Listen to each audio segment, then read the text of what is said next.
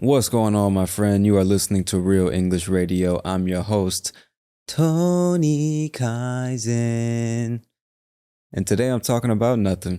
Abso-fucking-lutely nothing. There's no agenda. There are no notes. There is no regularly scheduled program today. Just wanted to say what's up to you and talk about nothing for a little bit. I'm not sure how long this episode is going to be. I'm not sure how exactly it's going to go. So I cannot guarantee the quality of this episode. I cannot guarantee that it will be a pleasurable, entertaining, enjoyable experience for you. So if you want to cut the podcast off at this moment, I would totally understand. I'm not going to judge you. All right? You do what you do. Time is a non-renewable resource, and I would hate for you to waste it doing something that you feel doesn't add value to your life. You know what I mean? I promise I won't take it personally. You can listen to the next episode. You can listen to the one before this one. You know what I mean? There's other good episodes you can check out. This one, possibly. It's possible that it goes great. It's possible that it goes nowhere. I guess only time will tell. Isn't that right?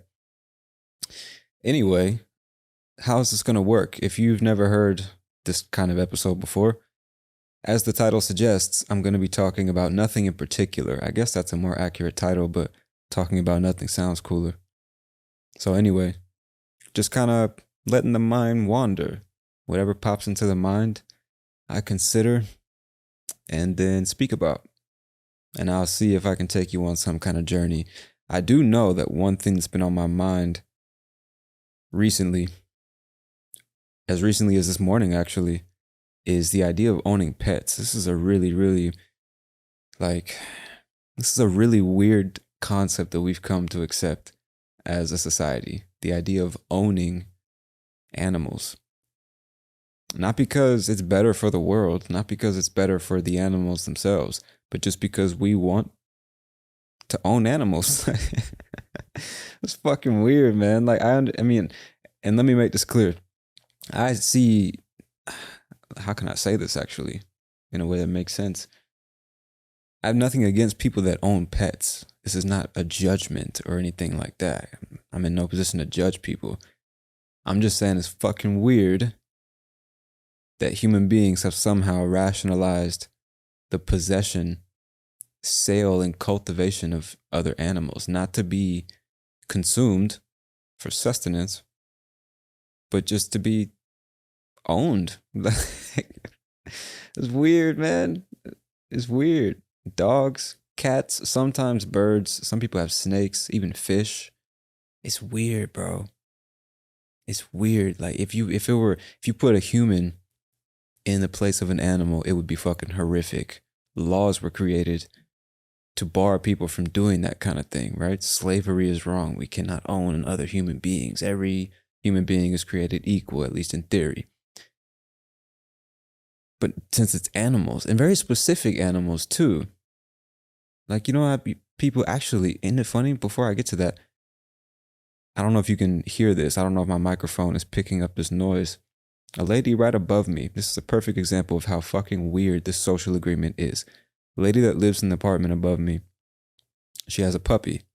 It must be 3 or 4 months old. The most adorable little dog. The problem is, this lady, I guess sometimes she works at home, sometimes she doesn't. I don't really know her situation. All I know is that while she's either working at home or for hours upon hours during the day when she's not at home, she locks this puppy in her bathroom. And we're talking about a 1-bedroom apartment. You can imagine the size of her bathroom. She's got this puppy locked in there.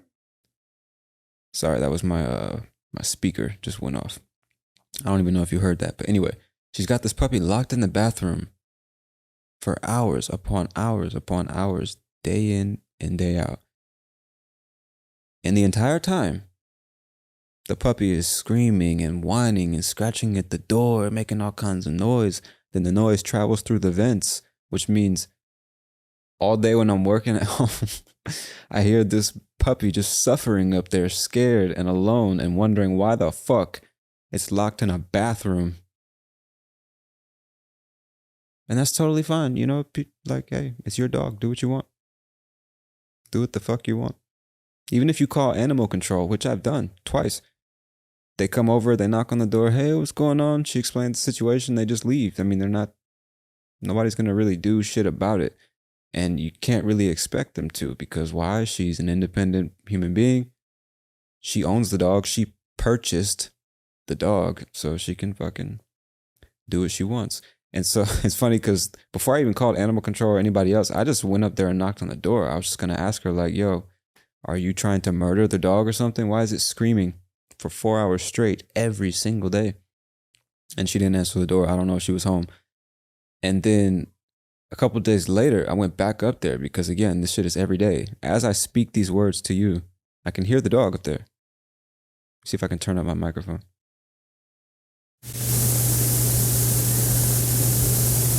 Can you hear that?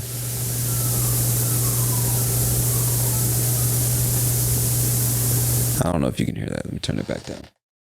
Don't want to blow out your motherfucking eardrums. But yeah, she's got this fucking dog locked up in a bathroom for hours on end. And you might say, okay, Tony, but that's not everybody. Most people treat their animals well. They don't lock them in bathrooms while they go to work or something like that. That's a very specific case. Not all people are like that.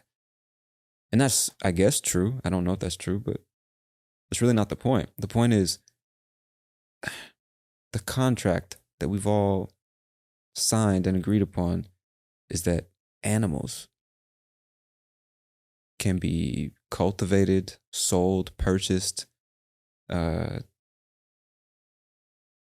trained to behave the way humans want them to behave. There are even fucking dog shows. I don't know if they do this in your country. This is like some real weird first world shit where you have people who are so bored and so affluent that they literally dedicate their lives to raising these purebred animals. It's a purebred. It's only been bred with other members of its race or species. I don't know the correct term. It's pure. It's not a mix. It's not a mutt. We give it the finest, most delicate shampoo 3 times a week, and we condition its hair, and we brush the dog's hair, and brush from the top to bottom. Make sure it's the top to bottom. You don't want to fuck up the flow of the hair. It needs to be nice and graceful. Yes, and we feed it the most premium food, caviar. We give it dog champagne from the hills of France. Yes, it cost me $2,000 for this case of dog champagne. I need the best for my dog. Yes, because it's going to be in a dog competition. And in these fucking dog, I don't know why I just had a British accent right there. That was weird. But in these dog competitions, what are they doing? They've trained these dogs to run through obstacles and fucking hoops and do flips and shit like that. They got them dressed in ridiculous outfits. You ever seen people dress up their dogs in a Santa Claus outfit or a ballerina tutu or some shit like that? That is the most degrading shit. That's worse than killing animals. If you're going to kill the animal, at least you eat the shit. Like, you're doing it to survive. All forms of life consume other forms of life to survive. That's natural.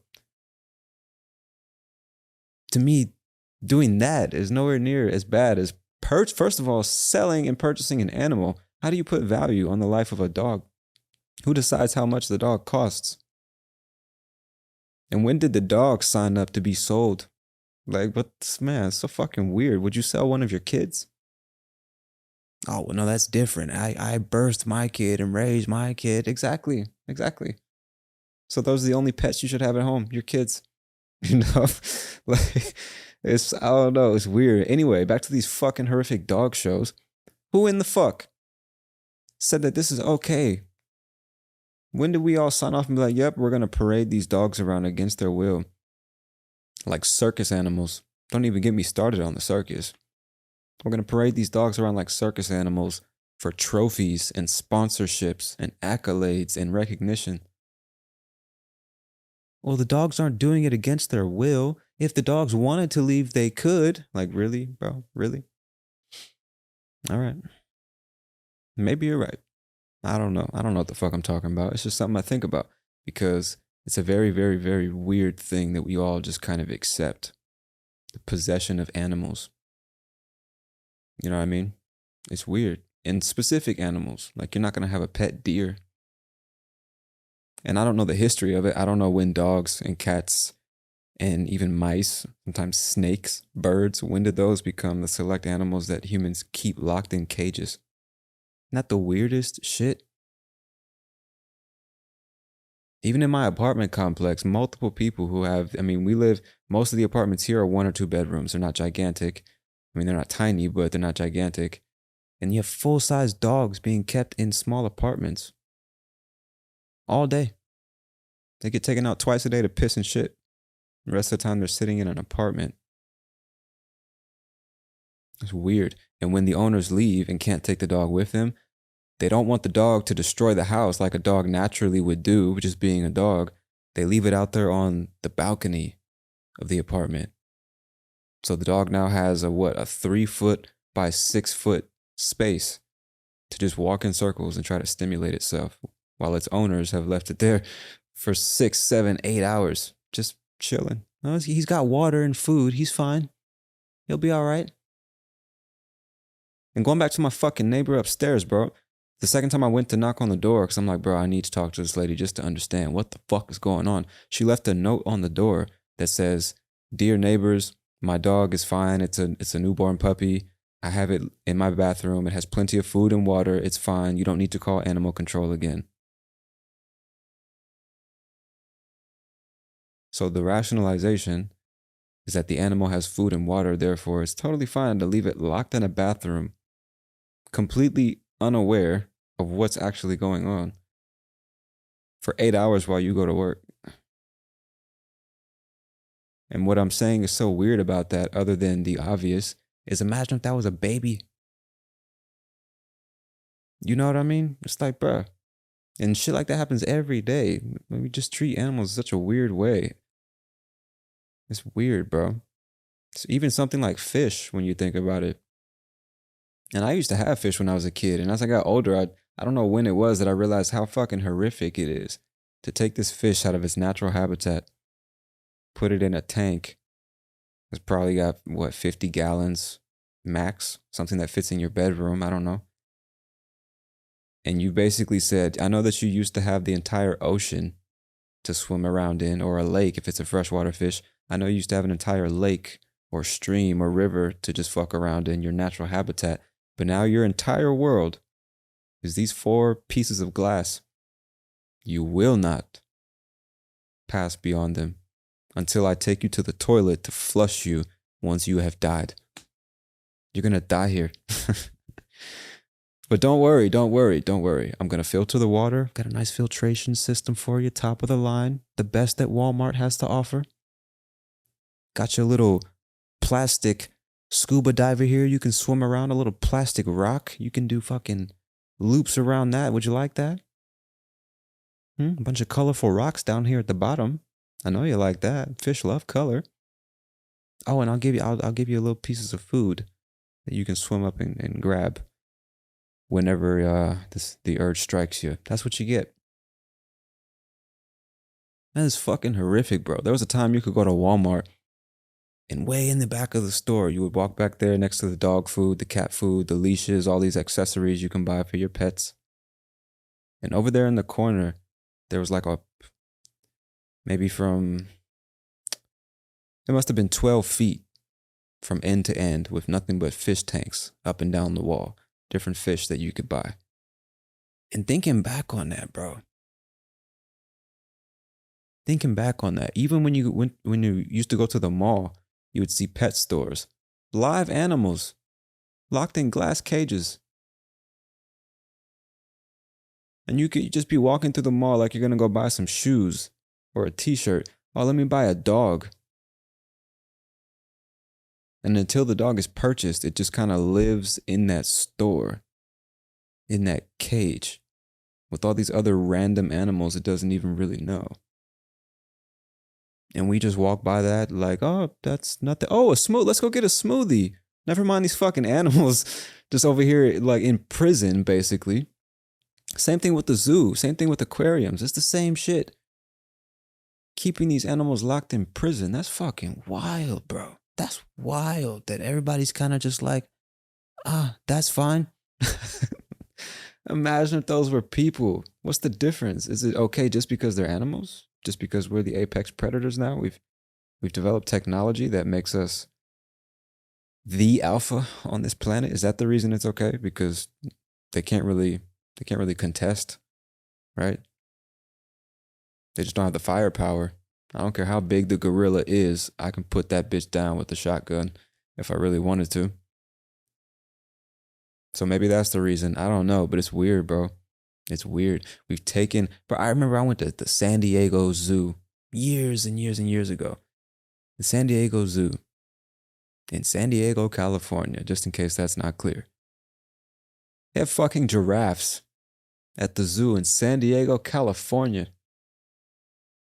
Like, last time I checked, we don't even have giraffes on this continent. It's not their natural habitat. They were taken from their natural habitat and brought over, most likely on a boat, a fucking boat, to San Diego, California. This is your home now. This 25 square mile radius.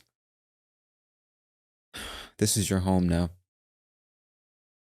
And I hope you like being photographed, because millions upon millions of people are going to come through here, snap pictures, and look at you like you're from another planet.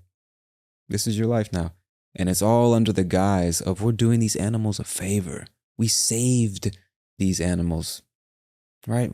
We're God, pretty much. They wouldn't have survived without us. It's like, bro, maybe that's a good thing. You know? Imagine if the government said, you're in danger. I'm going to save you. I'm going to take you to this camp. I'm going to put you in this cage.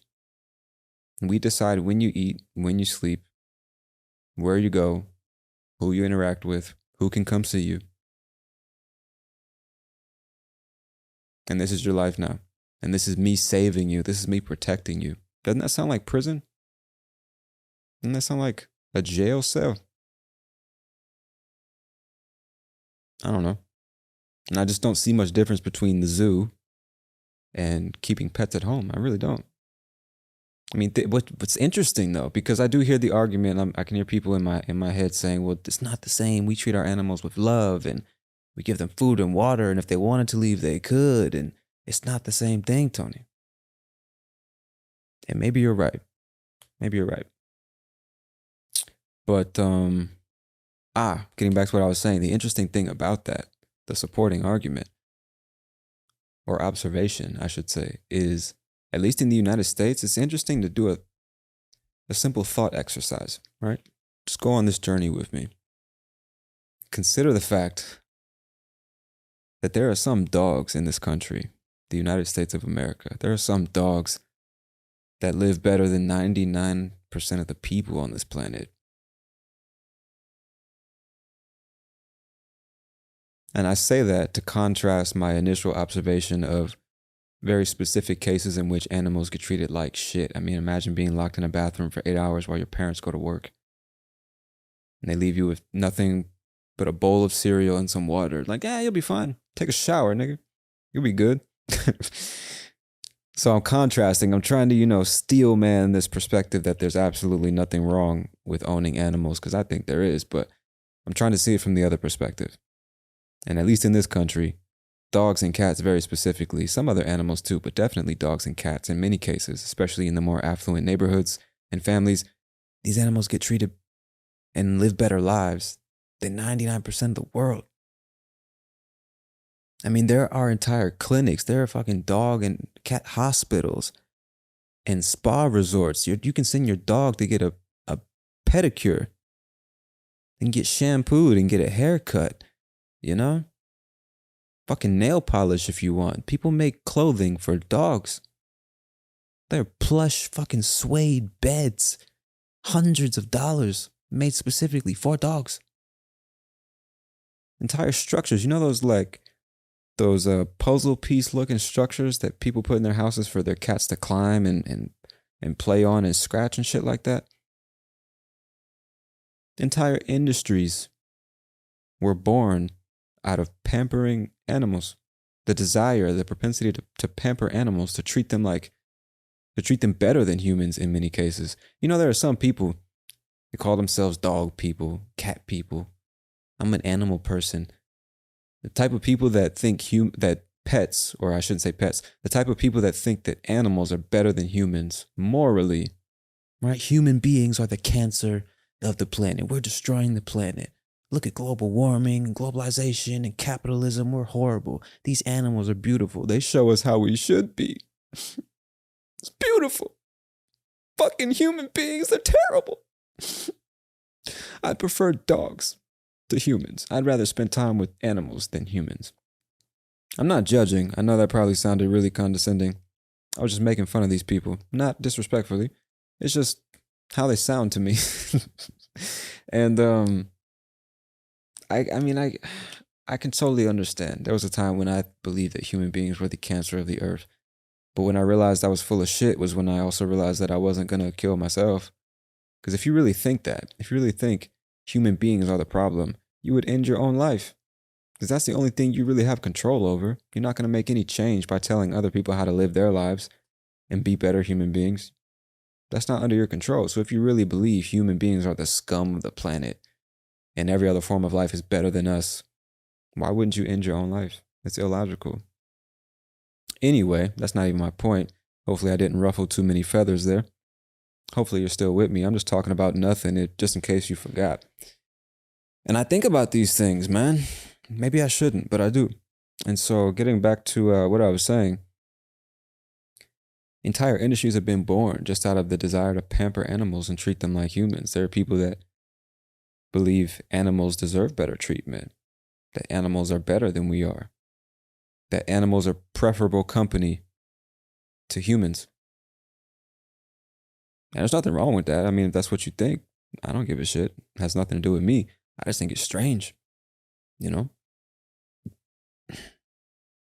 It's very strange that there are people who will treat their dogs better than they treat their fellow human beings. That's weird.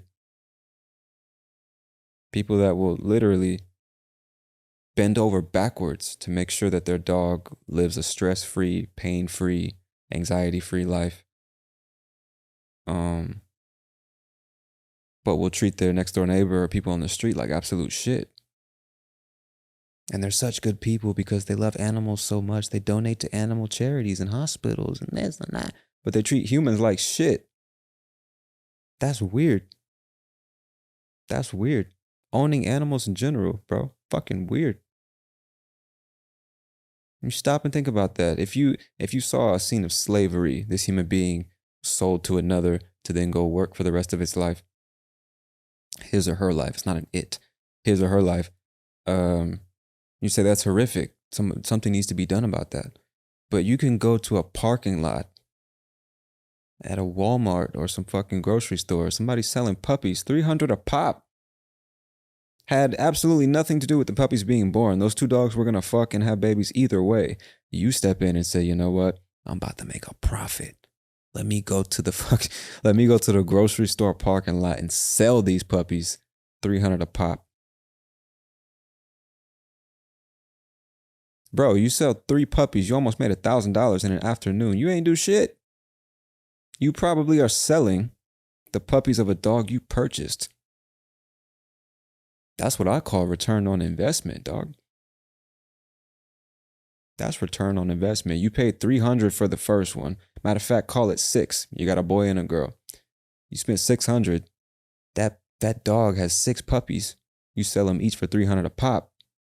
What is that? I suck at math. That's $1,800, right? You just 3x'd your money. For nothing. For nothing. You ain't even have the puppies. You can't. Obviously. That's good business, bro. That is good business. I mean, when you stop and think about like generic dog food, the shit that you buy at any typical grocery store or pet store or something like that, even the most popular brands of dog food, most of the time, especially dry dog food, it's not even like substance. 40 to 50% of it is probably fucking nonsense. They're just eating trash. I shouldn't say that because I don't know that for a fact. I remember hearing that in some documentary, but I don't know if it's true. But it's very believable when you stop and consider at least American business and the lengths that some corporations go to make a profit.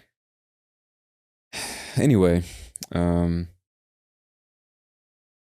Lost my train of thought. How did I get on corporations and fake dog food? This is what happens when you talk about nothing, man. You just start going down these rabbit holes. I know I'm probably not making too much sense, but hopefully you can see some thread of logic in my half-baked arguments here this afternoon. I'm just saying owning pets is fucking weird, man. It's weird that it's wrong to possess and sell human beings, but the purchase and sale, the involuntary training of animals is totally fine. You know, there are police officers, entire police departments who breed dogs for the purpose of using them as weapons for chasing and catching, apprehending people on the run. They'll sniff out the person running from the police. They can run faster than police officers, so they'll send a dog to run after you and fucking bite on you and not let go. Can you imagine you get a simple traffic stop and the police officer says, "Ma'am, step out of the car." You step out of the car for no reason. The cop tries to arrest you, put you under arrest, and you just panic because, like, I've done nothing wrong. I'm not going to jail. Fuck that. And you just panic and you run. You're not even thinking about what you're doing. You just run. Guess what? Cop's got a dog in the back of the car. Just so happens to be a K9 unit. He's got a dog in the back of the car. Opens the back door, says, "Get her!" And that fucking dog is running full speed. That dog is high on fucking dog drugs in America and police spirit. Chasing after you, bro. And it gets a hold of your fucking ankle. Just trying to bite your shit off, bro. You imagine?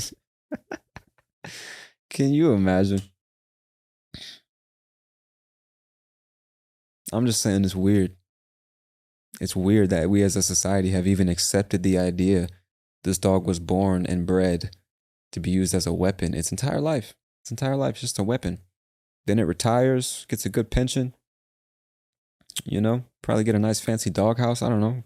I don't even know what they do with retired police dogs. It's not like you can take that into the home and treat it like a domestic pet. Motherfucker's just on edge, dog. It was trained to sniff out cocaine and bite people and shit. I don't know.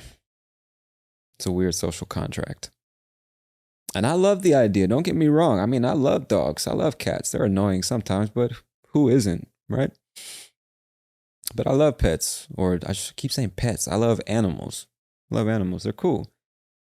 And I wouldn't be against, like, for example, if I have a family one day and my kids want, like, "Dad, can we get a dog? Can we get some cats?" Like, I mean, I don't fucking care. Sure. I think it's weird. It's not like I would say, no, we can't because it's morally wrong.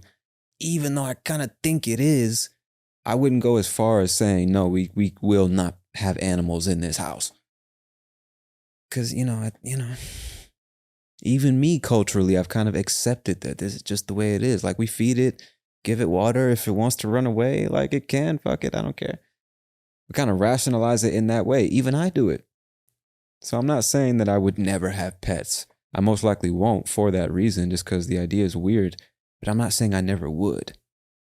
And I'm not saying that people who own pets are horrible, immoral human beings that should be judged and punished. That's not the point. I'm just saying it's fucking weird. It's weird, man.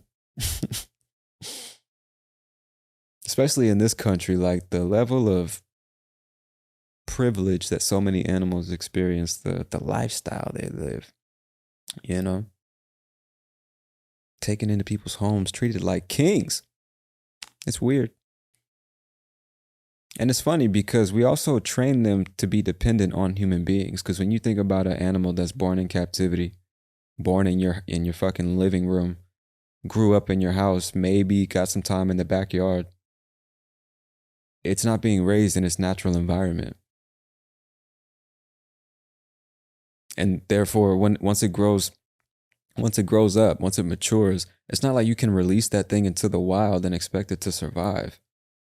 Maybe it will. I don't know. I don't know shit about animals and how that works. I'm just saying, if you think about a human being, born in the house, kind of raised in the house, never leaves the house until age 40, I don't know if it's going to be a well-adjusted human being that's ready to take on society and survive and communicate with others and integrate and get a job and cooperate with others and shit like that. How could a human possibly survive after spending the first 40 years of its life in a cage? It just cut off from all of what we know of as society. How could it possibly do that?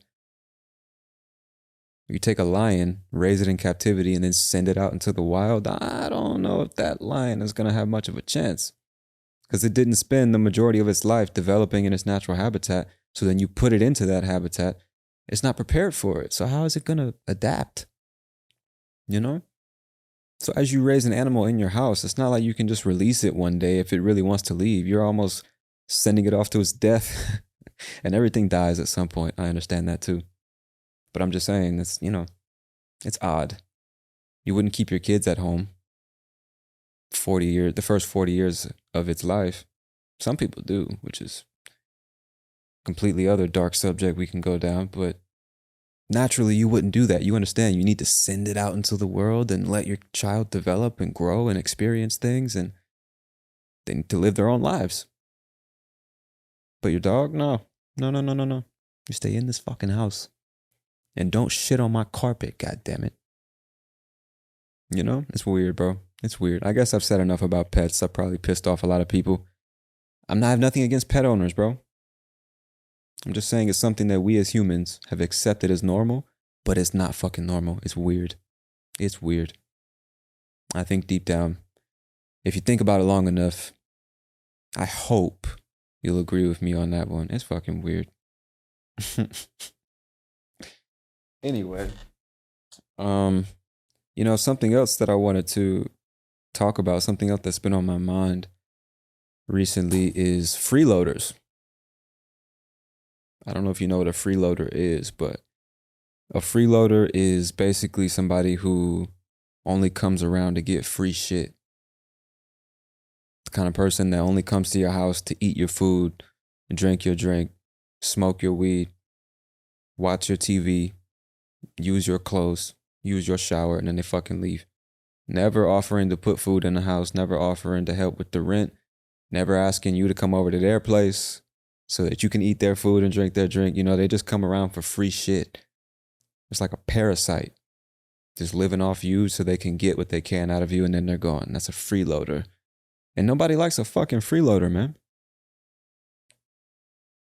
And if you work for yourself, if you promote yourself online, you run some kind of business, or you just have something of value that a lot of people want, you probably have experienced freeloaders at some point.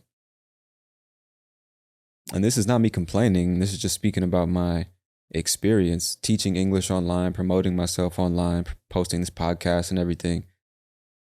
A lot of people around the world are trying to learn English, understandably. And I don't know if it's just how many people I'm reaching or the kind of person I'm attracting, but I come into contact with a lot of fucking freeloaders, man. People who just come around not because they love me or they appreciate the work I'm doing or what I'm trying to achieve. They just want some free shit. Tony, give me your time for free. Teach me for free. Give me a course for free. Give me access for free. What can I get from you for free? Please help me for free. And although I can understand that certain people in certain places need help, they can't afford to pay for certain things. That's a completely different conversation than what I'm talking about. I just mean people who have absolutely no intention of supporting or engaging in any way that benefits anyone other than themselves. People don't like that. I mean, the amount of emails and DMs I get. Please do this for me for free. Give me your time. Give me your expertise. Give me your advice. Give me classes. Give me this. Give me that. For free. I know you're an independent human being. You got to pay bills, feed yourself, survive. Fuck all that. What can I get from you for free? Please. Thank you. And then when you don't respond to me with that free shit I just demanded of you, then I'm going to say, fuck you. You're fake. You're not real. Nobody likes a fucking freeloader, The person that always comes around just seeing what they can get for themselves. Just greedy and selfish. Never interested in providing value to society or those around them, only interested in the value they can capture from other people. That's a fucking freeloader. And you don't want to be that guy, bro. You don't want to be that guy. Under any circumstances, when you're dating, you're out there trying to find a partner. Nobody wants to be with somebody who's only interested in what they can get from the relationship. In business, nobody wants to work with a partner who's only interested in what they can get out of the business and the value that they can take from the business. When you're trying to get a job, it's the same thing. Nobody wants an employee that's only thinking about themselves and not serving the overarching purpose that the company has. Nobody likes a fucking freeloader, bro. So when you display that behavior, you're doing nothing but communicating to the world, I don't give a shit about anyone or anything. It's all about me. So what reason would somebody have to deal with you, or date you, or work with you, give you a job, work for you? I have no reason, bro. Nobody likes a fucking freeloader. The way you get what you want in life is by providing value to others first, before you ask for it. You give, then you receive. That's just how it works, bro.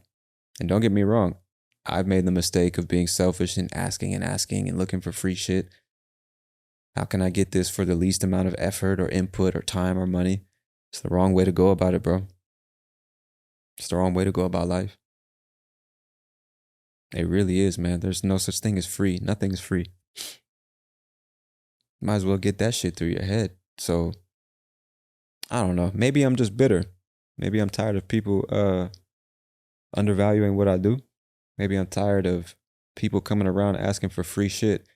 And those same people, when I ask them for support, you know, they can't hear me. They're nowhere to be found. My words fall on deaf ears. I'm speaking fucking another language from some alien language or something. They don't understand. Oh, sorry. Oh, what? Maybe I'm just bitter. I don't know. But I think about this. Not even just people coming to me because of what I do for a living. Even when I watch content online, other people promoting themselves, it's always out of self-interest. It's all about sales. It's all about give me your time, give me your money, give me your attention. You know?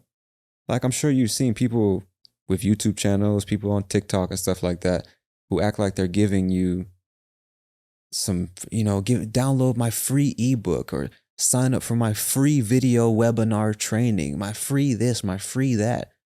When really, they want your email and they want you to have the sensation of having received value through this video webinar, which is a bunch of fucking nothing, so that they can retarget you and continue to market to you.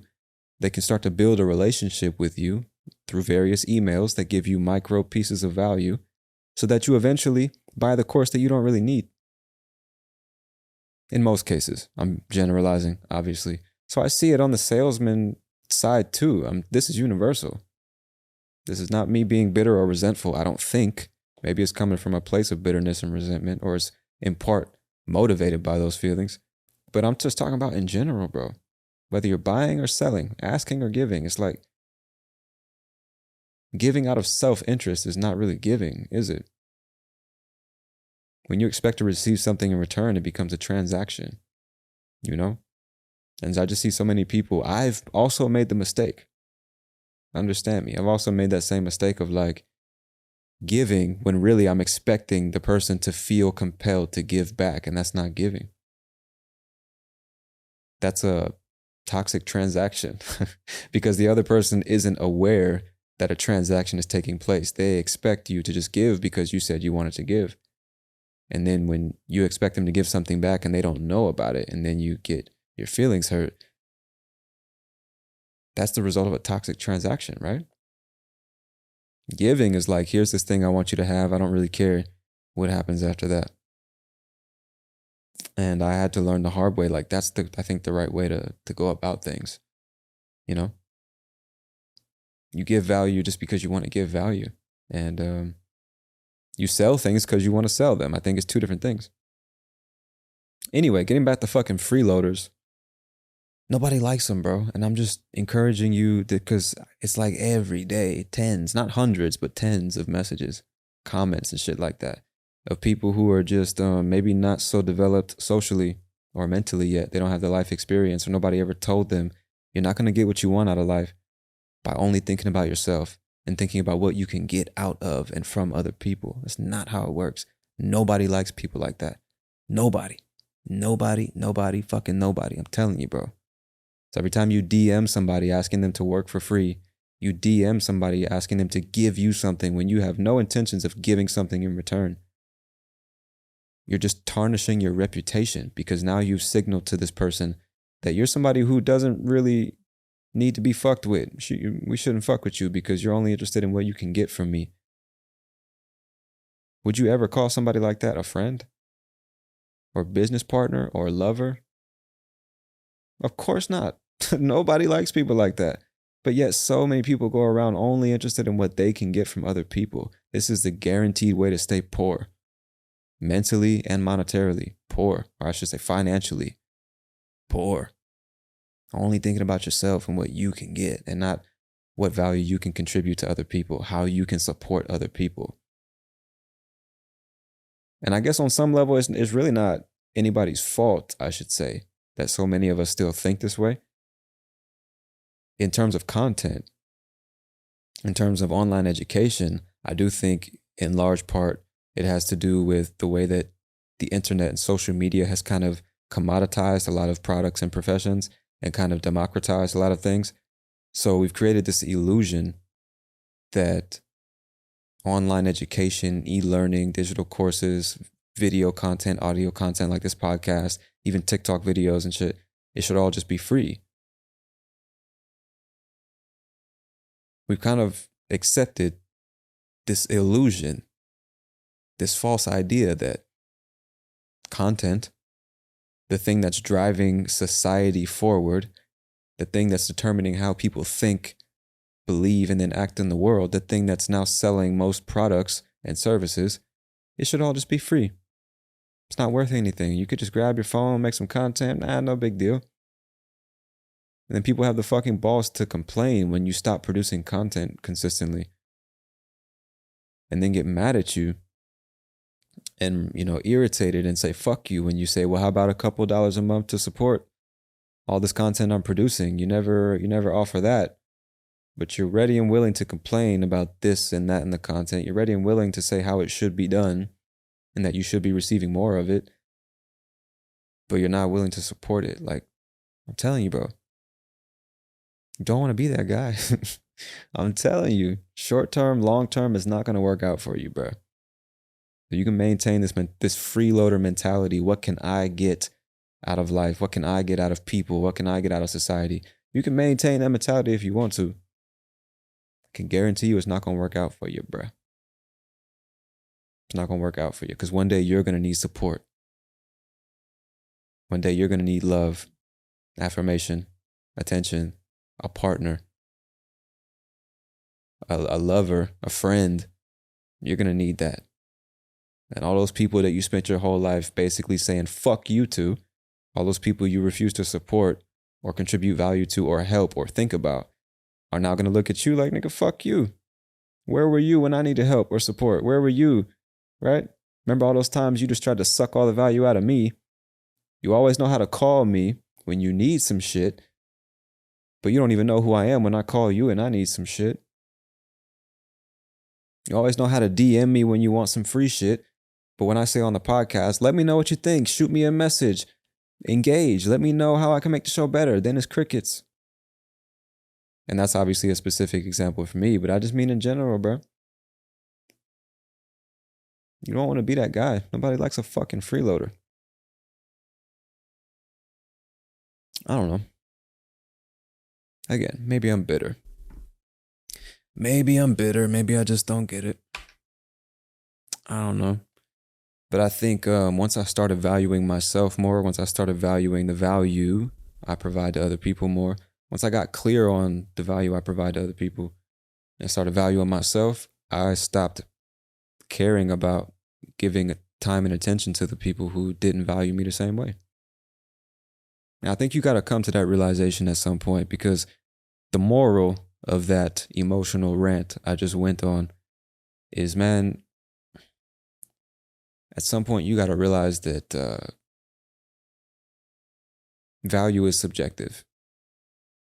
We can't control how other people treat us or value us. We can't control the value that people try to suck out of us or bring to it. We have no control over other people's behavior. So you can sit and be mad. Nobody supports me. Nobody appreciates the value I provide. Nobody this, nobody that. Everybody's a freeloader. And that may be true, but you can't change that. The only thing you can change at the end of the day, which is what I realized, is how you value yourself. And once you start to value yourself a little more highly, you garner some self-respect and you set standards for yourself, intellectual standards, emotional standards, relational standards. You just stop dealing with people who don't value you or don't value the same things that you value. And that's okay. That's what makes life beautiful. You're allowed to think what you want, value what you want, more or less do and say what you want, depending on where you are in the world. I know it gets a little tricky around that, but you know, you're free to do what you want, bro. You don't have to value what I value, and I don't have to value what you value. That's the way it's supposed to be. The point is, figure out what you value, figure out the value that you actually contribute to yourself and others, get really clear on that, and just don't let nobody cross the line once you set the line. For example, maybe this is kind of lofty and I'm being vague, it doesn't really make sense, but let's say you work for yourself and you're responsible for acquiring, satisfying, and keeping your clients. You might reach a point in your career where you don't really know how to value yourself. You don't believe in the value you provide to your customer. Therefore, you're charging a really low price, which attracts really low quality customers. If you've worked for yourself, you've already experienced this. This strange thing happens when you charge lower prices, you attract low quality individuals. When you charge higher prices, you attract high quality individuals. We can get deeper into that in a minute because that's not really the point.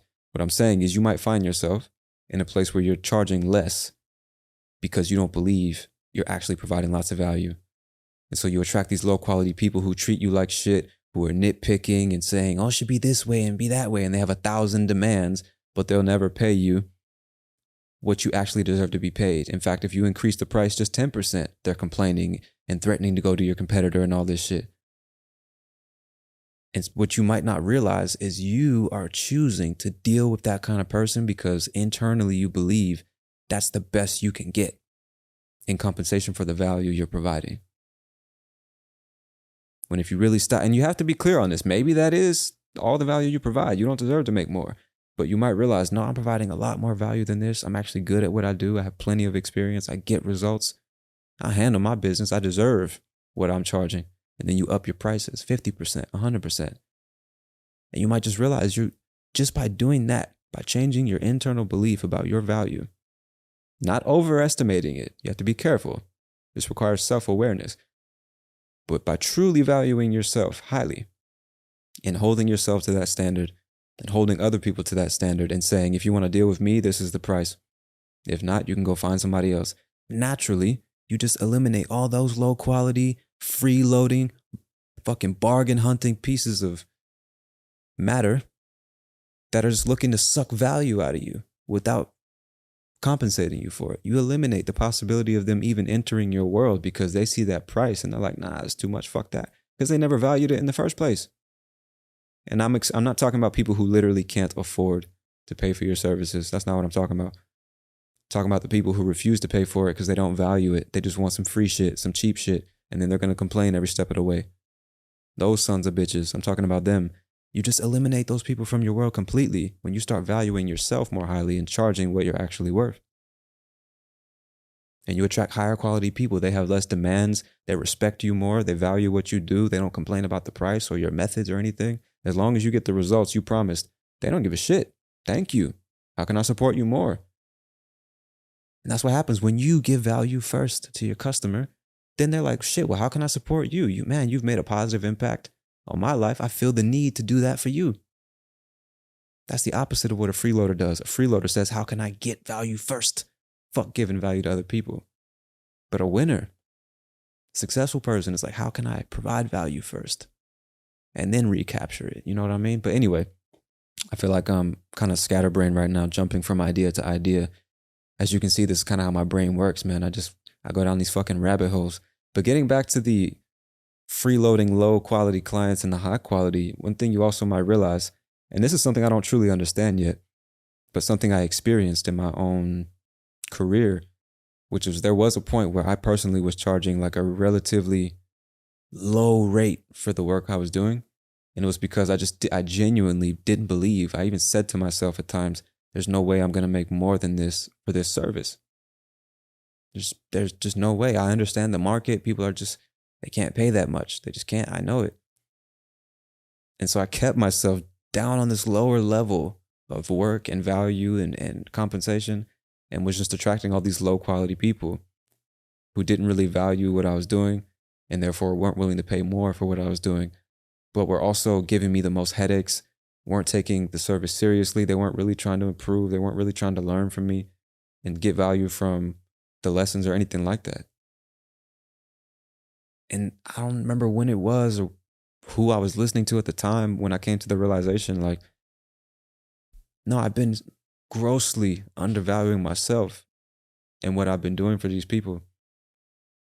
And immediately, just by valuing myself more, having a better understanding of the value I'm providing to my students, clients, whatever you want to call them, I doubled my income just by a shift in mindset, just a shift in the way I value myself and what I do. And what I just described to you is exactly what happened. Immediately, you stopped attracting such low quality people who aren't going to take it seriously, who are just going to play games, who are looking for some magic solution to a problem that they finally decided to address. You just eliminate all that, because just by looking at the higher price that you charge for the value you're providing, they say, nope, that's not for me. It's too expensive. My education is too expensive. I'm not willing to pay that price, even if it guarantees I'm going to reach the goal that I need to make more money and live a better life. You just automatically eliminate those people from my daily experience and attract higher quality people who are much easier to work with, much less headaches. They're much more serious and dedicated to their education. They value me and what I do. They appreciate what I'm doing for them, and I appreciate what they're doing for me. It's a mutually beneficial relationship in which we both feel we're exchanging equal amounts of value and respect and admiration and praise and feedback, constructive criticism. Those are the people you want to be around and work with on a daily basis, no matter what your profession is. Even outside of your career, even in your personal life, right? Mutually beneficial relationships. That's what you want. Nobody likes a fucking freeloader who only comes around to see what they can get from you. Nobody likes that kind of person, bruh. And there are a lot of those people out there. I come into contact with them all the time, especially on social media. Probably somebody listening to this right now. I'm talking about you. It used to be me. I've been there before too. I'm not speaking from a place of superiority or judgment. I'm saying, hey, bro, it's time to wake the fuck up. Time to grow the fuck up and understand how life works and how to get what you want. It's not by being a freeloader and only thinking about yourself. It's by upping your value as a human being and then contributing that value to those around you. That's how you get what you want. You know?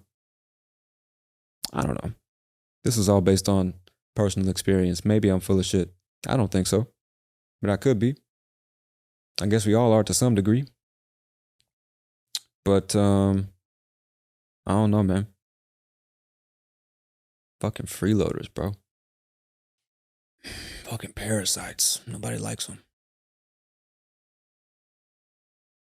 You get a sip of water. Remember to drink your water today, boys and girls. Dehydration is not fun. I've had many problems with that throughout my life, bro. Not drinking enough water. I think I got addicted to soda way too early. And it got to the point where I literally couldn't enjoy a meal without soda. Breakfast I could, obviously, but I would drink juice or something like that. It needs to be something with sugar in it, something with flavor. And I would drink water after working out or every once in a while. Or like today, when I just get so dehydrated, I start to get sick, get headaches and migraines and shit like that. And then I'm like, oh, I guess I should be drinking more water. And then it fucks with my eyes too, because my eyes get dry and I'm looking at a screen most of the day. And then my eyes get super stressed and I can't keep my eyes open. I can't look at a screen when most of the work I do is on a screen, and that stresses me out more. And it's like, fuck. Fuck, man. Drink your water. Hydrate yourself. Take care of yourself. Go outside. That's another thing, right? Especially if you work from home. You're inside so much of the day. And you don't really realize it because when you work and live at home, the days start to blend together. The only reason I know what day it is because I have to keep a schedule for private lessons, podcast interviews, and shit like that. That's the only reason I know what day it is. Other than that, it's like every day is not the same, but you know, you get into your routines, every day is the same. You might leave here and there. I mean, I play soccer and stuff like that. I go to the park by my house. You obviously go buy groceries and shit like that, but I just be chilling, man. I don't do too much. I'm a simple guy, so I'm at home chilling. I'm at home working. I'm at home sleeping. At home eating. Like, and you just kind of don't realize how many days you've been at home. You know? And sometimes if you work and living at home, you prefer to be at home. You just forget, oh, actually, it's a natural thing to get sunlight touching my skin at least once a day. It's free vitamin D just waiting outside for me. It's a beautiful day. I'm looking outside right now. It's gorgeous. Fucking gorgeous. And I'm going to go outside this afternoon. I went outside yesterday and just was reminded of that. I'm like, damn, I was probably out there for an hour just kicking the ball around, running, just trying to be active. And once I sat down, I felt so fucking good. Euphoric. It was fantastic, bro. Like the type of sensation. If you live an active lifestyle, you know what I'm talking about. I guess if you've never done drugs, you don't know what I'm talking about. But if you have done drugs before and you also live an active lifestyle today, then you know it's a type of sensation that even drugs can't give you. Now, very strong drugs can give you very strong sensations that have nothing to do with this. But I'm just saying it's a type of euphoric pleasure, a feeling of satisfaction and peace and presence that you can only get from doing physical activity outside. Going for a run, playing soccer, football, basketball, baseball, something where all of your focus is on moving your body as opposed to just being inside your head. And you're outside with the sun shining on your skin. You got your shirt off. You're running around. And by the time it's over, you feel fantastic, man. Fantastic. I was like, man, no matter how much weed I've smoked in the past, I never felt this kind of peace and satisfaction. Smoking weed obviously makes you feel good. It can make you feel good. But just eating healthy, good food, being physically active, going outside, letting the sun into your eyeballs, touch your skin, playing a game with friends, like football, for example. You know, then you're just high off life, bro. You know what I mean? You got a job you enjoy doing, a lifestyle that's simple and as natural as possible. Now you're just high on life. You're feeling good, bro, all the time. You know? Until you're stuck in traffic, some fucking bonehead decides to cut you off. Some fucking bonehead's going 50 in the fast lane. I don't care how strongly the sun is shining, that shit's still gonna grind my gears, bro. We need more rigorous tests to be administered before we just give niggas driver's license, bro. Shit's ridiculous. You stop and think about that. 16 years old in this country, you can drive in a car by yourself. Your brain's not even done developing. You know? 16 years old, you don't even know how to use your dick yet. Come on, bro. You're gonna drive a car? You're gonna drive a vehicle, a 900-pound death machine down the freeway? Could kill anybody at any moment. We're just gonna give... Fuck out of here, man. No fucking way. It makes no sense. Nobody's teaching these people how to drive properly. And so nobody corrects their bad driving habits. And that's why you have 30-year-old, 40-year-old, 50-year-old men and women driving around like fucking lunatics. Like fucking lunatics. No, dangerous. When you stop, and you've heard before, I'm sure, it's more dangerous to drive on the freeway than it is to fly in an airplane. They say that to people who are afraid of flying, who feel anxious about flying because they're afraid this giant metal bird is going to fall from the sky. So, well, you're safer in a plane. than you are on the freeway. Statistically, so many more people die on the freeway than there are people who die in airplane crashes. And I don't know if that's true. I mean, it sounds true, sounds reasonable, but maybe that's because only one person is flying the plane. The other 180 people are just sitting there. And the air traffic is being monitored and controlled by people on the ground who can clearly see where all the planes are, how to direct them in the, the right direction and all that shit. Maybe that's why there are a lot less plane crashes. Maybe because there are over 100 million cars on the road every day in the United States, all being driven by individuals. Maybe that's why there's more car crashes than plane crashes, So if we had as many planes in the air as we had cars on the ground, I think we'd have a lot more plane crashes. I think we would. I don't know if we would, but I think we would. Fucking lunatics, man. And I'm not saying I'm the best driver. I'm not fucking...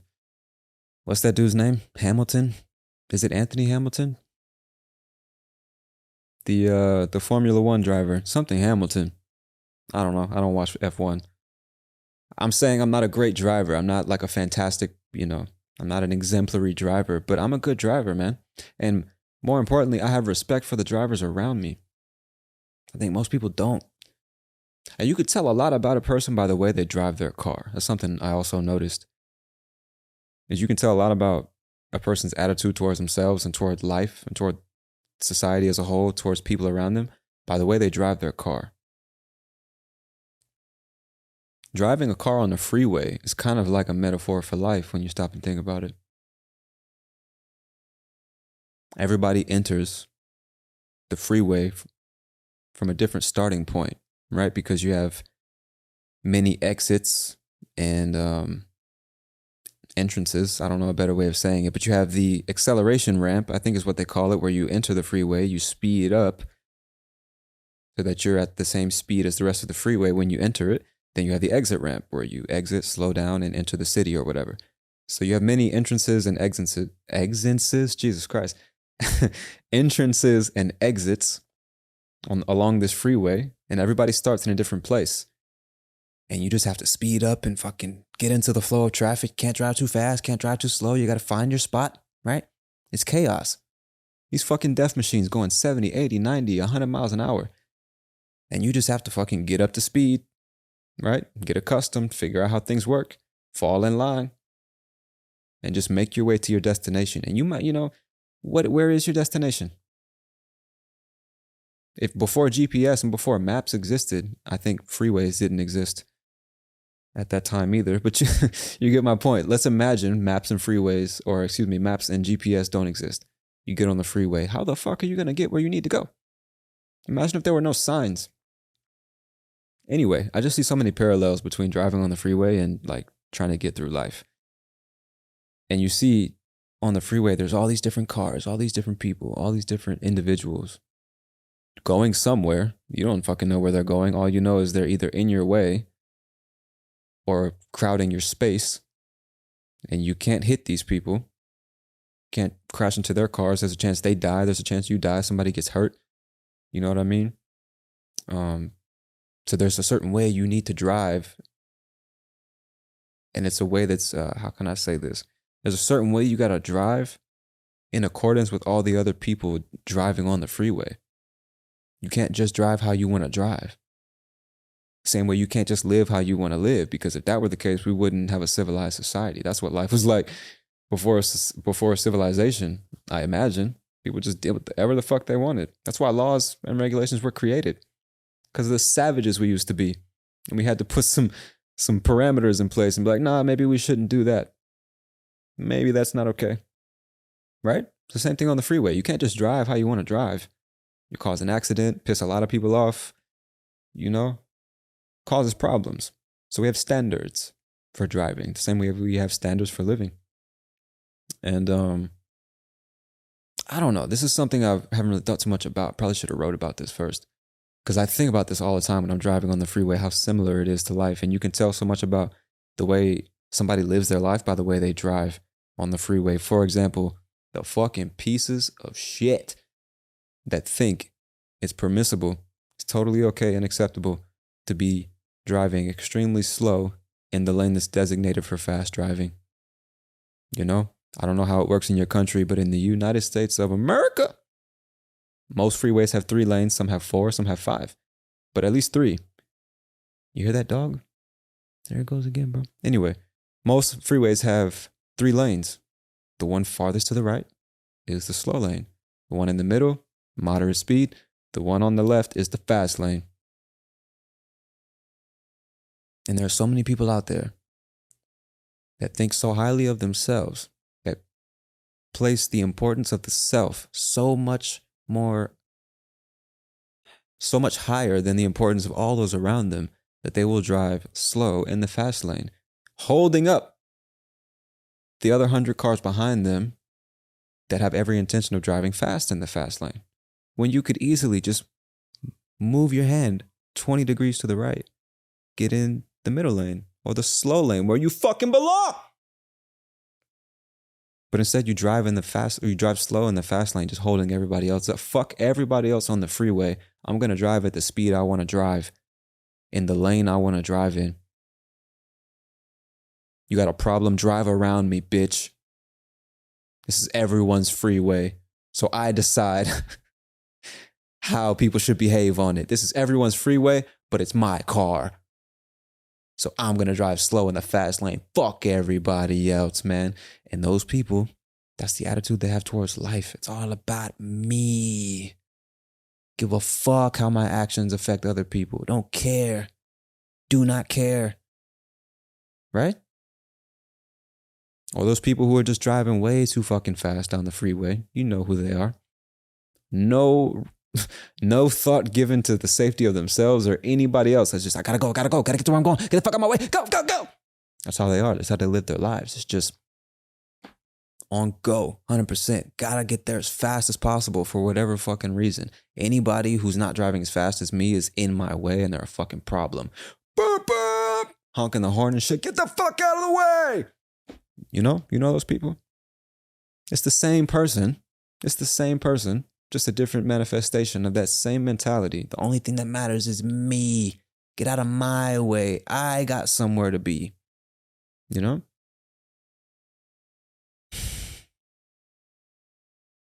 Motherfuckers that cut you off in traffic, switch lanes and shit without looking, without using their fucking blinkers. No turning signal, nothing. Just switch lanes.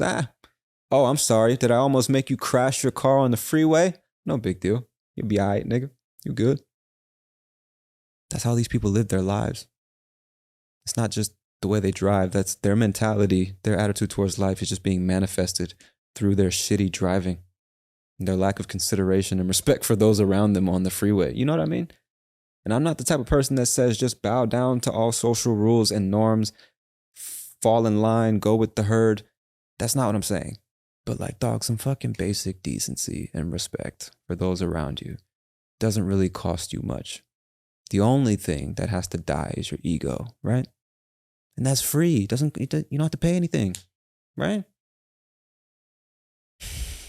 And it's so bad in this country because we're so individualistic, bro, which I have no problem with individualism. I like the idea of being an individualist, living and thinking for yourself. But that doesn't mean fuck everybody else around me, right? It doesn't mean that I am the only important thing. It just means I'm important, so I'm going to live life in a way that I want, but not to the detriment of those around me. I'm not just going to be a dick. I'm not going to just choose to be a dick. You know what I'm saying? Like, come on, bro. I don't know. It's also interesting on the freeway, like when you see an accident, for example. This is another interesting parallel with life. When there's an accident on the side of the freeway, isn't it interesting how we all just have the propensity, the tendency, I should say, to just look over and see what's happening? You're driving 90 miles an hour down the freeway. You see an accident. You just feel the need to look over at it and see what happened. Even if it causes you to have a car crash, the risk of that happening, it doesn't bother you. I just need to look. I just need to, you know? And typically when you take your focus off the road and you're driving and you put your focus on something on the side of the road, you slow down, causing everybody behind you to slow down like in a chain reaction. Just fucking up the flow of the freeway. You understand most traffic in general It's just motherfuckers not paying attention to what they're doing. Isn't that retarded? That's insane, bro. like most traffic, one of the deepest, most frustrating sources of rage in our lives. Traffic is just because people are not paying attention to what they're doing. Isn't that insane? I don't know. And you see the same thing in life. Instead of focusing on where you're going and what you're doing and the destination at which you're trying to arrive, something happens in somebody else's life. Something happens in the street. Something happens on your cell phone every nanosecond of every day. And you just have to look. You just have to see what's going on. You have to be nosy and figure it out. You just have to know. You have to be in the know. You can't just be like, nope, that has nothing to do with me. Let me focus on my route and my destination. We just can't do it. Just can't do it. You know?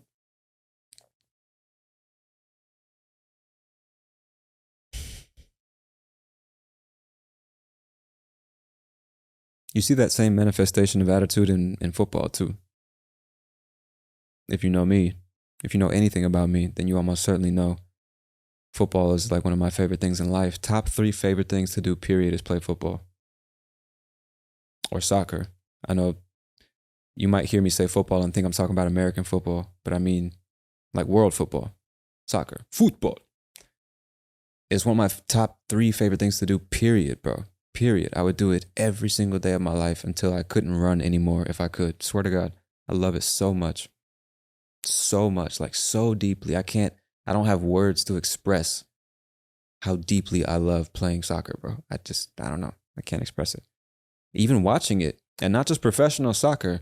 Like I watch Premier League. I love it. It's exciting. But even it could be some fucking 12-year-olds. Like there's a local park not too far from my house. Sometimes I go over there to just kick the ball around, and they have these recreational leagues where the young kids will play and compete. And sometimes I'll be done playing and I see there's some kids over there. They're having a competition. There's having a match. I will go over there and watch the entire game as if it was the World Cup. Now, obviously, I'm not screaming and yelling. I don't know the kids or anything like that. But I'd sit there and be just as interested and entertained and immersed in the game as if I was watching a Premier League match. I just love the game, bro. It's beautiful. But anyway, you can tell a lot about a person's character by the way they play the game. The same way you can tell a lot about them by the way they drive. To me, it's the same thing. And if you watch players, you can see their personalities they express their personality when you give them the freedom to just play how they want to play. And there are certain players who are much more selfish with the ball, refuse to pass to their teammates or collaborate with their teammates, or cooperate, I should say, with their teammates. Don't give a fuck about the mission of the overall team. It's all about me and how can I shine. Give me the ball. Let me shoot, even though you're in a better position. Give me the ball, even though I missed my last 17 chances. It's all about the individual and how they can shine. Every time they score, they don't celebrate with the team. They don't acknowledge the coach. They don't acknowledge the team members that helped them score that goal. They run over to the fans and you ever see a fucking soccer player turn around, turn their back to the fans and point to their last name on their jersey? It's me. I'm the star. I scored that goal. Me. I'm the one, not the team. Me. Look at me. That's the most disgusting shit, bro. I hate seeing players do shit like that. I cannot stand to watch a player do that shit. Glorify themselves in a team sport. It's all about me, even though I wouldn't have been able to do what I just did without my team. I can't stand that shit, bro. I don't know. It disgusts me. And probably maybe that word's too strong. But it is a feeling of disgust. Man, this fucking guy. You know what I mean? I just instantly lose respect for those kinds of individuals, man. Maybe because deep down inside, I identify with that. Maybe I overglorify myself and I hate that about myself. I don't know.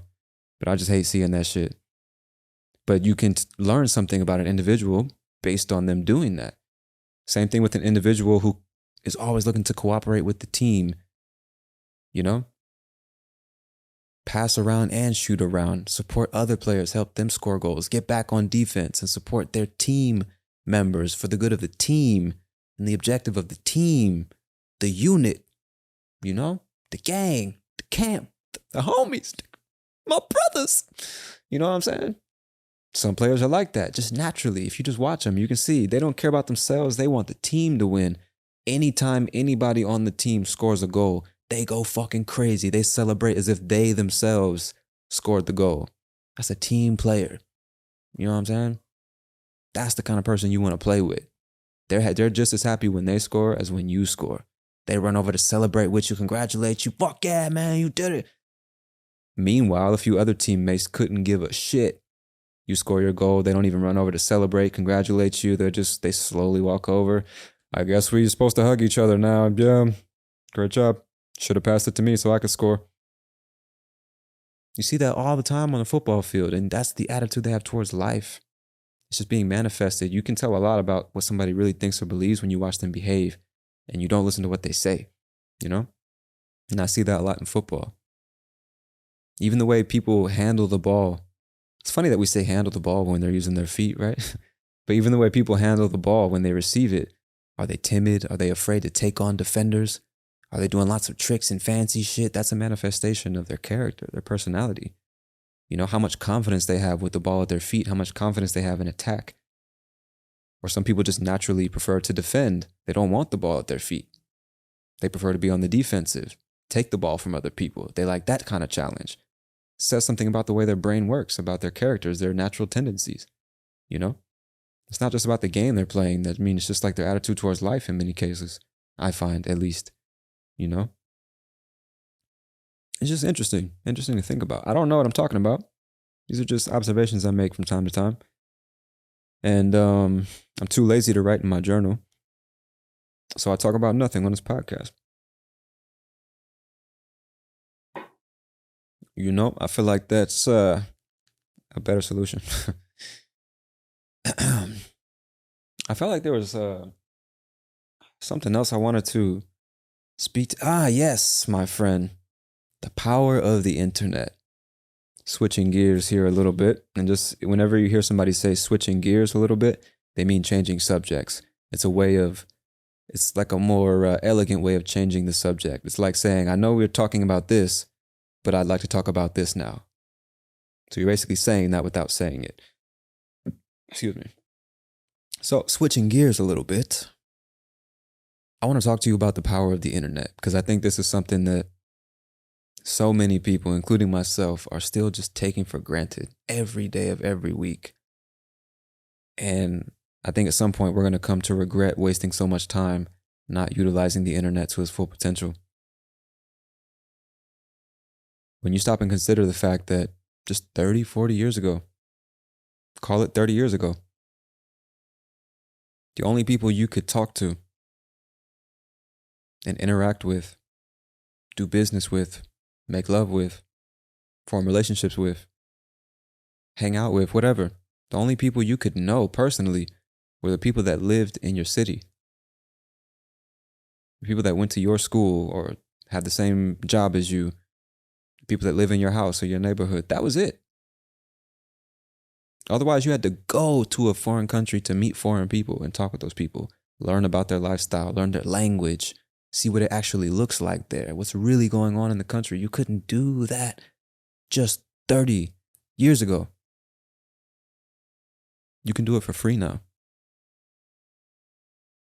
You can get online, you can get on Discord, HelloTalk, Omegle, Tandem, Free for Talk, whatever. I mean, there's tons of apps. You can just download the app for free, create an account for free, and talk to anybody else who uses the app from anywhere in the world with nothing more than an internet connection. That's it. You can learn any language that anybody's willing to teach you. You can make friends, start business partnerships, create content. Right? People are changing their lives just making content online, sharing what they know. Business experts, marketing experts, mental health experts, construction workers, fucking dog trainers, musicians, actors, everybody and anybody can and is. That's a weird sentence. Anybody can make content, and a lot of people are making content about what they know or what they like, and it's changing their lives. They're finding communities they never knew existed. Now, you imagine how many fucking activities, hobbies, personal interests that existed before the internet that made people feel like they were fucking freaks and weirdos, and now they can go online and find entire communities of people who are into the same shit. They're closer to what they love, and they found people who also love the same things, even if nobody in their city loves those things. Even if they were made fun of in high school for those things, they got beat up in high school for liking those things. Now they have a community online. Maybe by being online, they found other people in their city that are into the same thing. You couldn't do that before.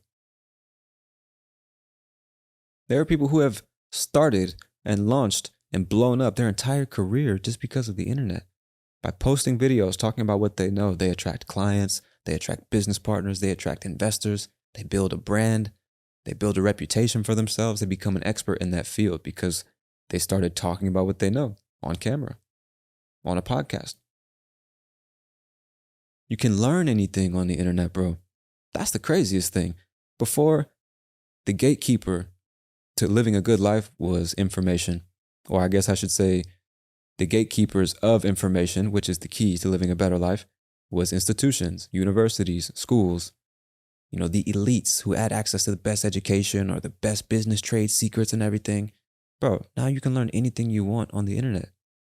How to write a contract, any foreign language that's widely spoken and available on the internet.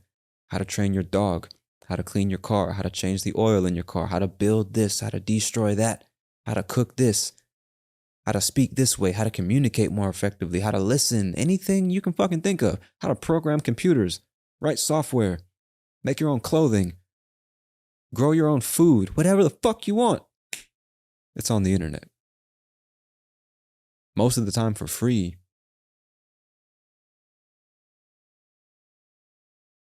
And the key to getting what you want out of life is knowing how to get it, right? I heard somebody say recently that it's impossible to quantify intelligence, but you can call a person intelligent or not based on their ability to get what they want out of life. Meaning, do you have the mental faculties to achieve the outcome that you want? That's intelligence. Making a plan, executing on that plan, and getting the result you want. Unintelligent beings can't do that. And I don't know if that's the definition of intelligence. I just thought it was interesting. It made me think. And I just think the key to getting what you want out of life is knowing how to get it, which means you have to educate yourself, not just read books and take classes, but like live life, experience things. I'm just saying the formal or academic education that you can get online for free now is the starting point. That will give you confidence to then go take action, get the experience, gain the knowledge and wisdom, and then do it again. And yet still, people of all ages, people talk a lot of shit about the kids being addicted to their phones. These kids don't know how to talk to human beings. They don't look us in the eyes.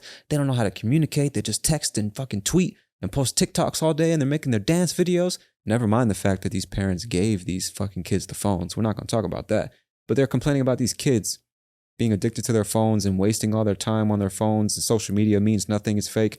Bro, there are people my age. There are people our parents' age. Parents, grandparents addicted to their cell phones.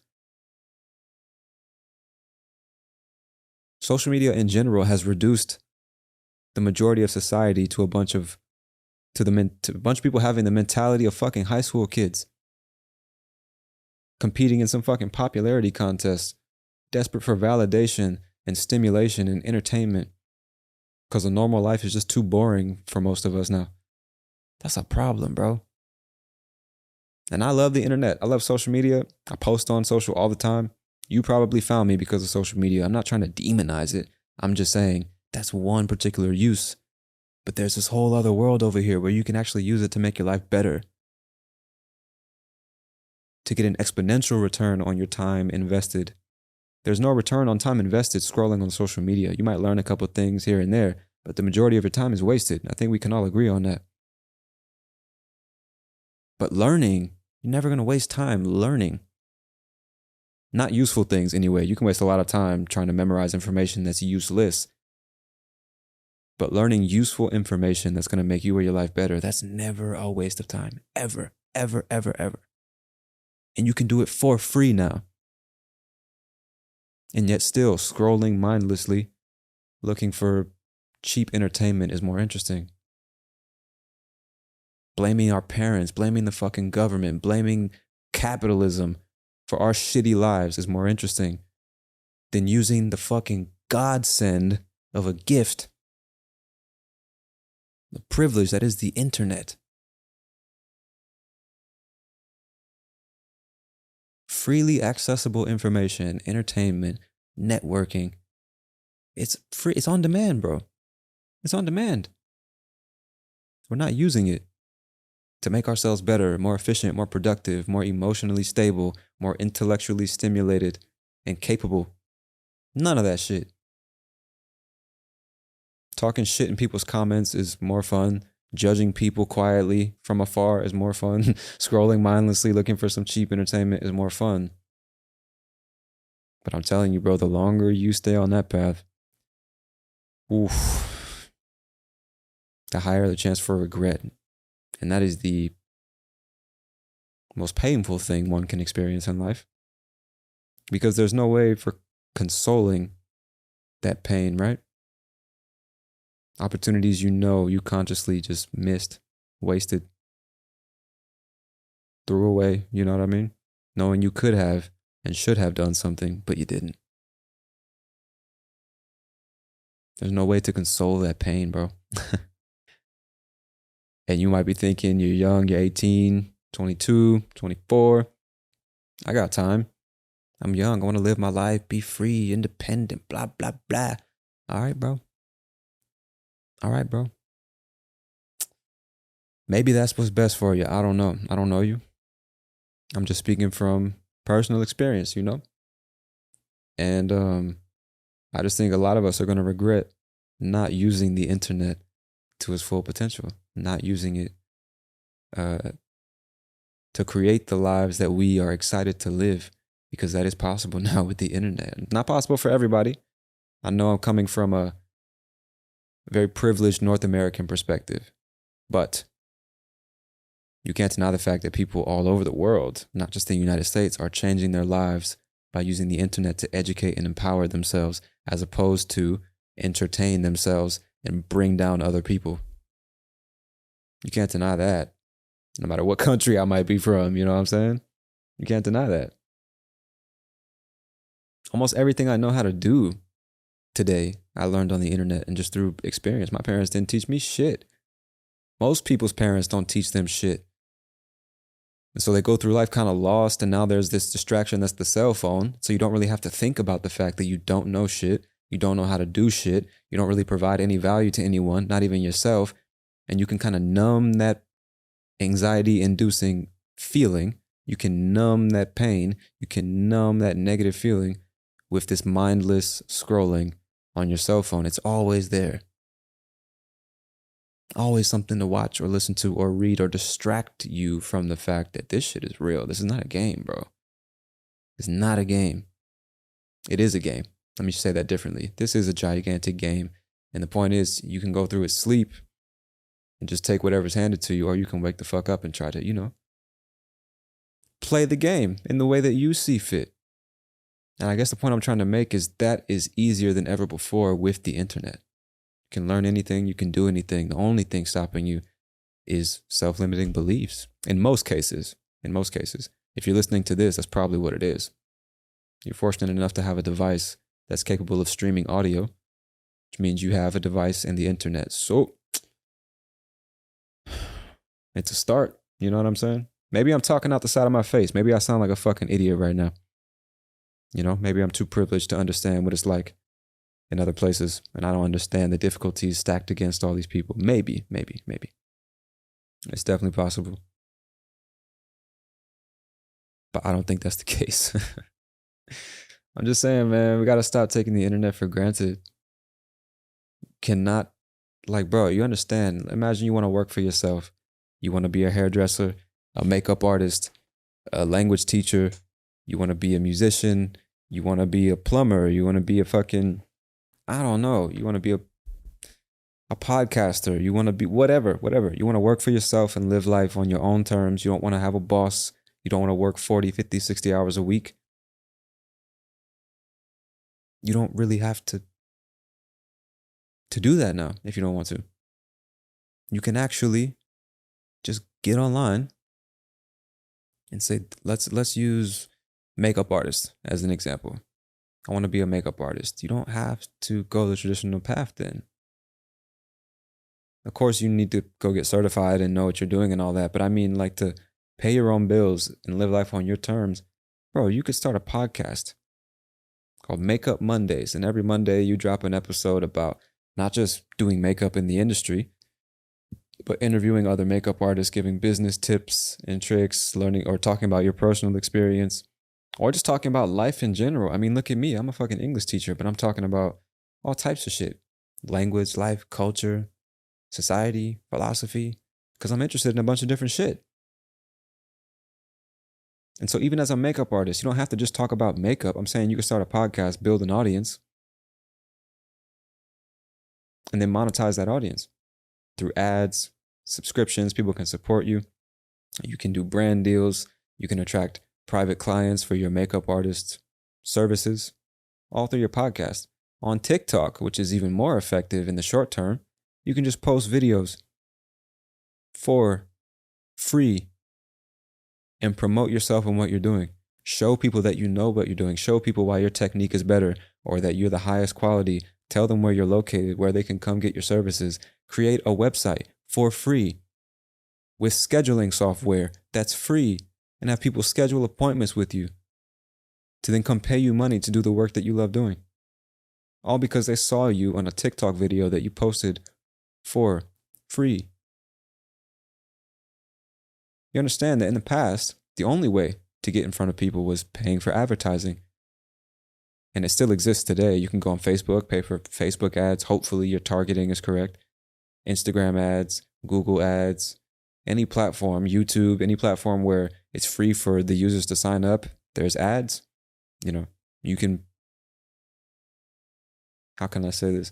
You can be showing the ads to people as opposed to being a consumer and only seeing those ads. I think you get the point. That was the only way to do it. Before that, you had to spend 6 figures on a TV commercial that only gets shown in your local area. That's how you drove business. You understand what I'm saying? Before that was fucking billboards and posters and shit. Now you can grab your cell phone and talk to the world. The world? The world? The fucking world, bro. And say whatever it is you got to say. For free, bro. Like, you need to stop. You need to stop. You need to stop and just think about that for a second. Think about that, bro. Doesn't matter what you're doing. Doesn't matter what you're doing, bro. Consider the fact that Mr. Beast, the biggest YouTuber on the planet, grew his 100 million, much more than that now, 100 million subscriber audience. And he started with an iPhone in his bedroom, posting videos on YouTube for free. He got his first 200,000 subscribers with an iPhone 4, recording and editing his videos on his cell phone. A cell phone much less powerful than the one you probably have in your pocket right now.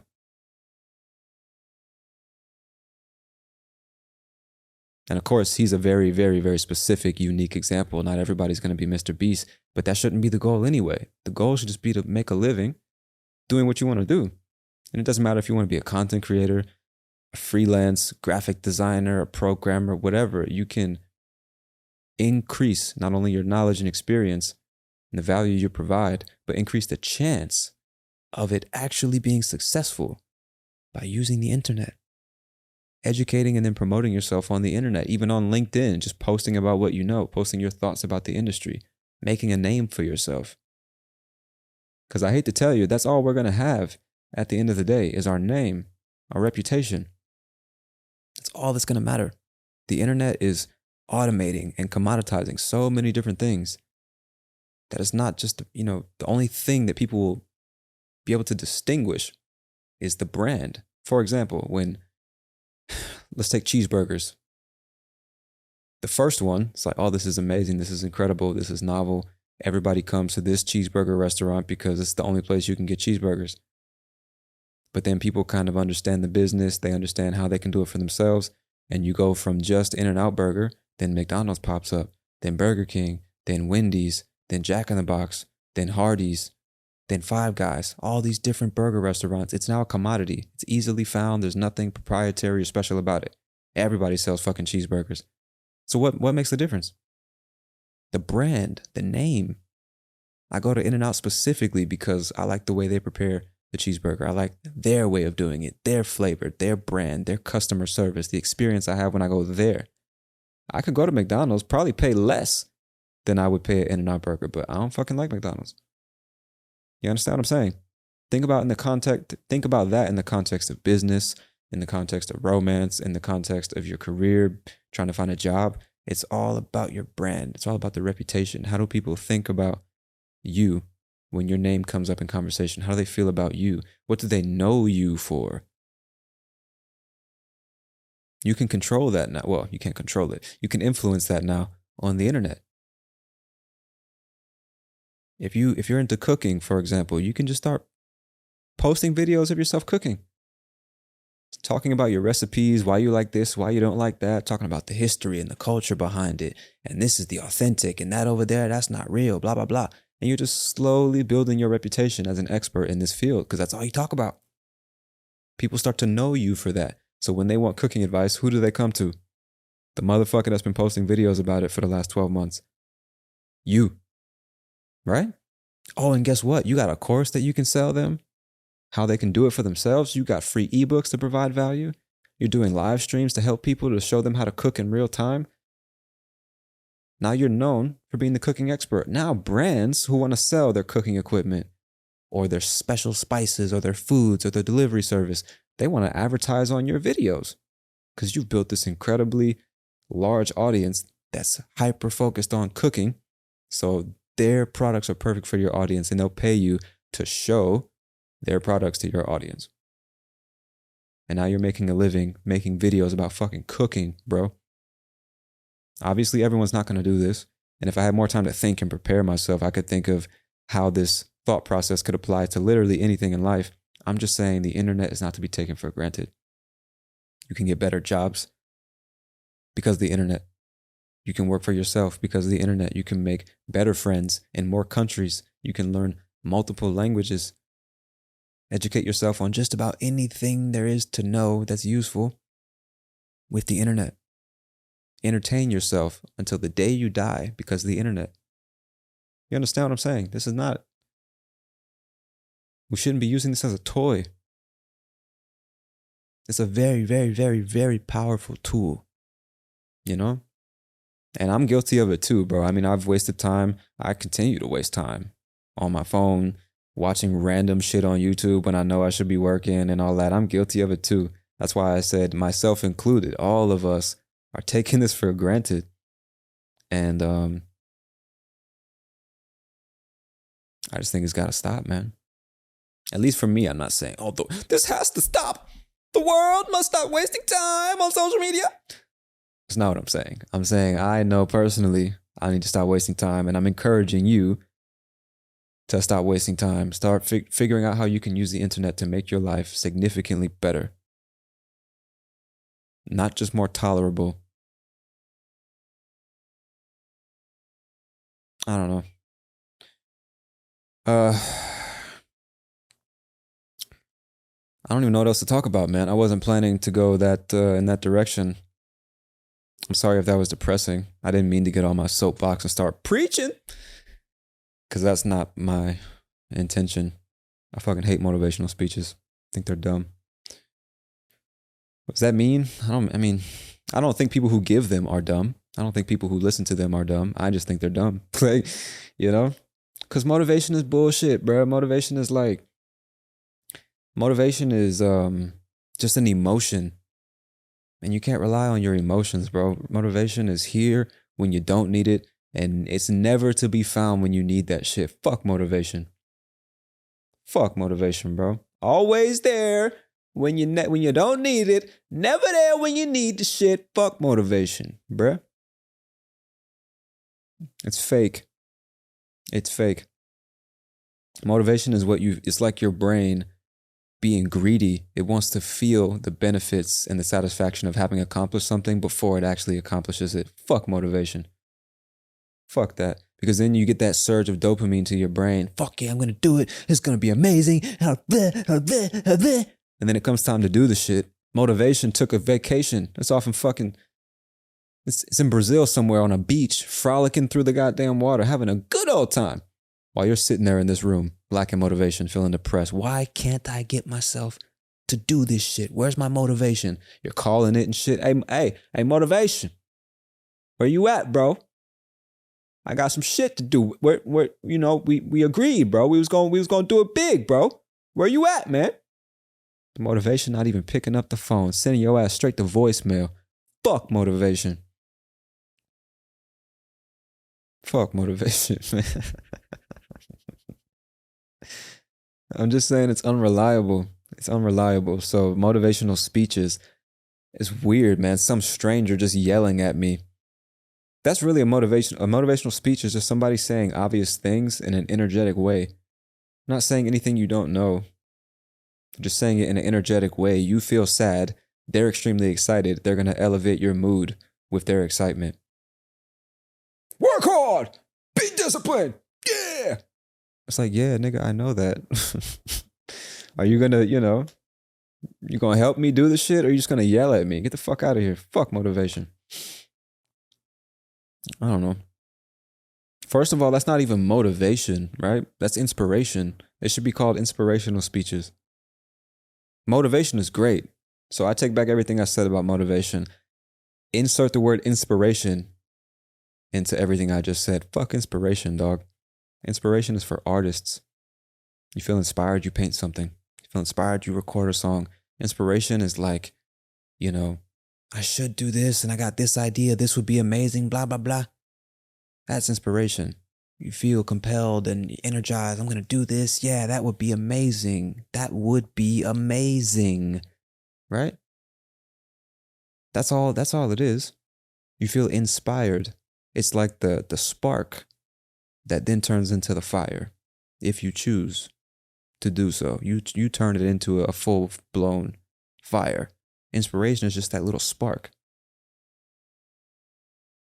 But you still have to start the fire. Like you know, this is probably not the best analogy, but you got to turn it into a fire. You got to blow that shit and fan it so the spark turns into an ember and then into a raging flame. You got to put wood on that motherfucking, put more wood on it to keep it going, right?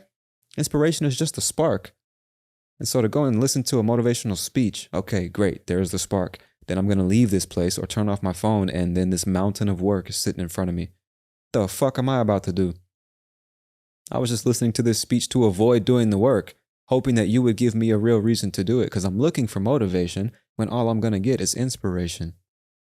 Motivation, if I'm not mistaken, comes from the same place as motive, meaning the reason for doing something. What compels you to do it? Why are you doing this? That's motivation. I get up and every day at 4 o'clock in the morning, I take care of my health. I eat good. I spend the morning with my kids. I make them breakfast. I take them to school, make sure they get there safe. I go to work, fucking 10 hours. I fight through traffic on the way home, pick up the kids, take them to soccer practice and ballet recitals. I come home, we eat dinner. I get them showered and clean. I read them a story. I put them to bed. I do that because I'm a parent. I love my children. I'm responsible for them. Without me, they won't grow and develop and survive in this world. That's my responsibility. That's my motivation for putting up with this shitty job, this bullshit traffic, and this life I've created for myself. I chose it, obviously, but that's my motivation for doing more, for doing better, for getting up on those days when I could easily just stay home. But I got kids to feed. They motivate me. They give me a reason to do shit I don't necessarily want to do. That's motivation. If I don't eat, I die. That's why I eat. That's motivation. If I don't continue to drink water, I get dehydrated. I die. So I drink water. Not because I want to. Not because I feel inspired by the beauty of water. I have to do it. I have a reason for doing it. And so you need motivation. You need something to motivate you to get things done. Otherwise, you wouldn't do it. That's just human nature. That's the nature of all things. It's in our nature to conserve energy until we actually need it. So if there's not a reason to get up and do some shit, a tangible reason, if we can't visualize the outcome in the mind, We're not going to do it. No amount of inspiration is going to change that. Because as soon as that inspiration wears off and you still have to go do the shit, now what? If you still don't have a good, solid, believable, tangible reason for doing it, you're just not going to do it. Fuck inspiration. Fuck inspiration. Nah, bro. Motivation is something like deeper within. And it's something that somebody can't give you motivation. They can't pass that to you. I can't give you a reason for doing something. You have to decide what the reason for doing something is, and then you take the action. Right? If that weren't the case, if I could motivate you to do something, the world would be a very different place, right? I'd be a rich man because then I would be able to motivate everybody to give me all their fucking money in exchange for nothing. I can't motivate you to do that. No matter how beautiful and energetic my speech is, I can inspire you to do that. And there are many manipulative ways to do that. We see that all the time. Charities, motivational speakers, and all this shit. I can inspire you to do all types of shit. I can't motivate you. You decide what the reason you're doing this is.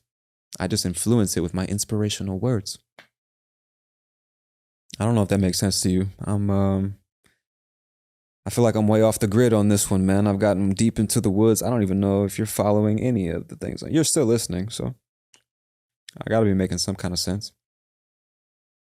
Anyway, fuck inspiration. Motivation comes from within. You decide. I don't even remember why I was talking about this, bro. That's how bad this fucking... This is why I write most of my episodes, because I just start like, I'm scatterbrained, bro. It's like, ooh, there's a shiny object. Let's think about that for a little bit. Oh, you know what? That makes me think about this. Let's dive into, but you know what? That makes me think about this other thing. Let me tell you about this.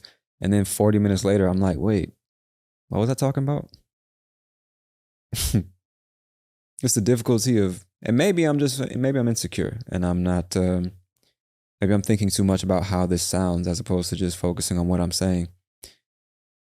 But I'm trying to be empathetic. Or at least I like to tell myself I'm being empathetic to the listener. It's like, man, who the fuck is finna sit here and listen to this shit? But obviously you, right? So shout out to you.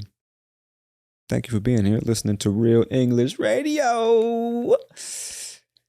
You know what I also would love from any and all of the Real English Radio listeners and supporters is feedback, man. Like I really, really appreciate it when people send me an email or a DM or something, not saying, oh, I love your show, it's amazing, blah, blah, blah. I mean, I appreciate that too, but I really appreciate it when people tell me how it can be better or what specifically they appreciate about it, which episode, which topic or thing that I said that made them think differently or a thing that they disagree with and that I need to reconsider, stuff like that.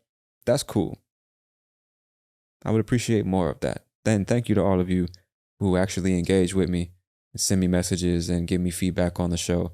Because although I do this because I enjoy it, I'm thinking about you, the listener, obviously, and I just want the show to be as good as it can possibly be. And believe it or not, your feedback helps me do that.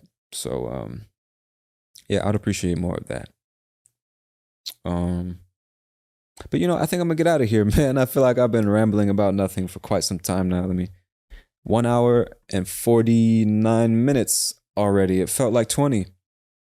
So I guess I got lost in my thoughts there for a little bit, my friend. Hopefully you enjoyed this ramble session of me talking about absolutely nothing for the last 2 hours. And maybe you got a few interesting things to think about or talk about with your friends, your language exchange partners, your private teacher, whoever it is that you practice your English with, even if it's yourself, write in your journal or start a podcast, talk about nothing, do what you got to do. But hopefully you got something to think about. And let me know if I should. I know that when I was working on Life in English, a lot of people enjoyed the talking about nothing episodes. And those were always the ones that made me like, how can I say this? Those were always the ones that made me doubt the quality of the podcast. Because I would listen to them, man. I'm like, what the fuck am I talking about? Like, I know I'm following myself and I'm making sense. I understand what I'm saying. But like, I don't know. It must be insecurity, right? Because I'll listen to somebody else just ramble. Like Bill Burr's podcast, for example. He'll just turn on the mic and start talking shit. And to me, it's entertaining. It's kind of cool to listen to somebody else just travel from one thought to another and take you on this journey and you're not really expecting them to arrive at any conclusion. It's just like, let me hear what he has to say. Fuck it. Why not? You know? So I don't mind listening to other people do that shit. I guess I'm just too self-critical. I don't know.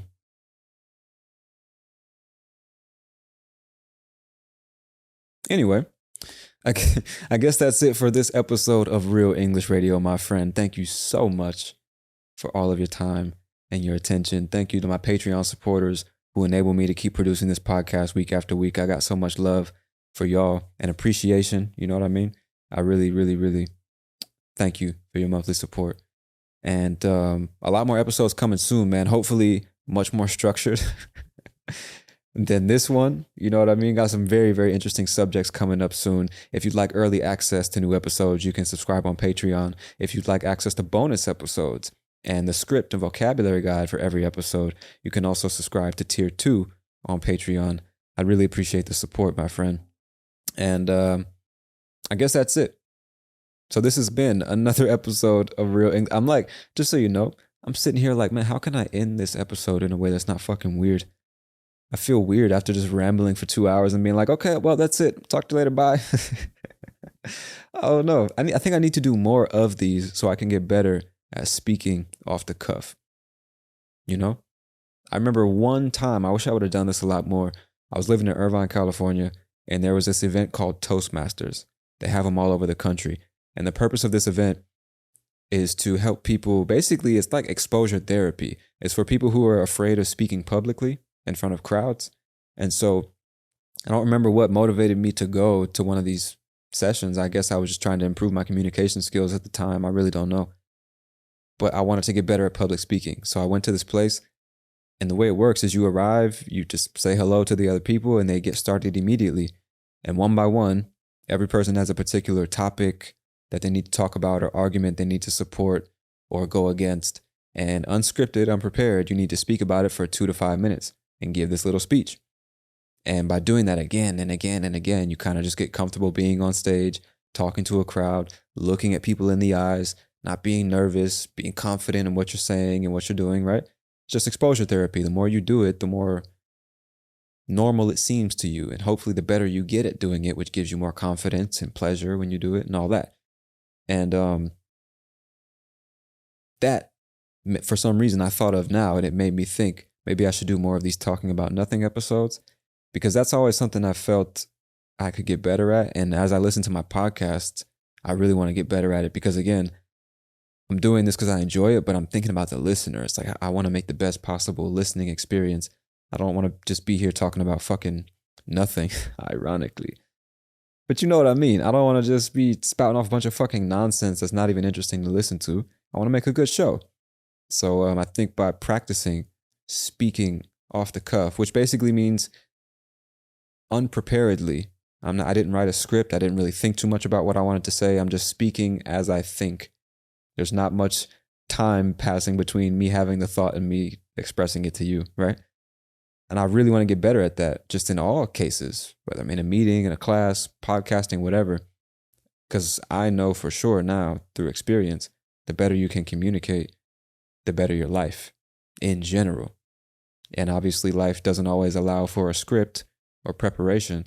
So just having your words at the ready to express whatever it is you have to say, and also being able to stitch together different thoughts and ideas without preparing first is a very valuable skill to have when you talk for a living.